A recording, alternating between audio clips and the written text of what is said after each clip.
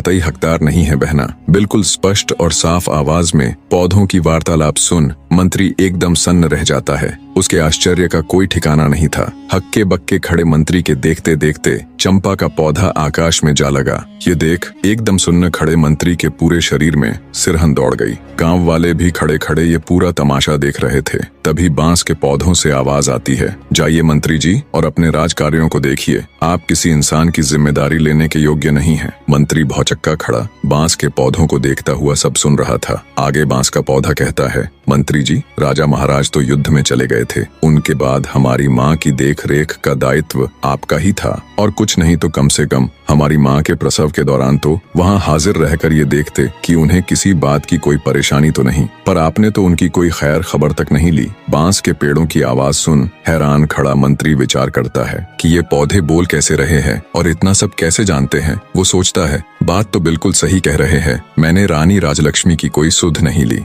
ये सोचकर मंत्री आत्मग्लानि से भर उठता है। सोचा, ये तो उससे बड़ी भूल हो गई। राजा की गैर हाजिरी में उसे रानी राजलक्ष्मी को गर्भावस्था में संभालना चाहिए था। मंत्री जी सोचते हैं, इसका मतलब क्या रानी राजलक्ष्मी के साथ कोई बड़ा षड्यंत्र हुआ था या कुछ और बहुत बुरा जो वो नहीं जानते। ये विचार आते ही उसने जब ये सब उन पौधों से जानना चाहा तो उनमें से कोई आवाज नहीं आई। जब बहुत प्रयास करने पर भी पौधों ने कोई जवाब नहीं दिया तो हैरानी के साथ साथ आत्मग्लानि से भरे मंत्री जी बोझिल हृदय के साथ वापस राजमहल की तरफ चल पड़ते हैं। वहाँ पहुंचकर वो सारा किस्सा राजा जयसिंह को कह सुनाते हैं और बोले, महाराज क्षमा करें, पर मुझे लगता है राजमहल में कुछ षड्यंत्र तो जरूर हुआ है। महाराज, आपकी गैर हाजिरी में मैं राजरानी की अच्छी तरह देखभाल नहीं कर पाया। आज उन पौधों की बात सुनकर ऐसा लग रहा है महाराज, जैसे राजमहल में राजरानी राजलक्ष्मी के साथ कुछ बहुत बुरा हुआ है। मैंने उन पौधों से जानने की बहुत कोशिश की, लेकिन उन्होंने मुझे कुछ नहीं बताया। इसलिए मेरा आपसे अनुरोध है कि आपको खुद वहाँ जाकर उन पौधों से बात करनी चाहिए।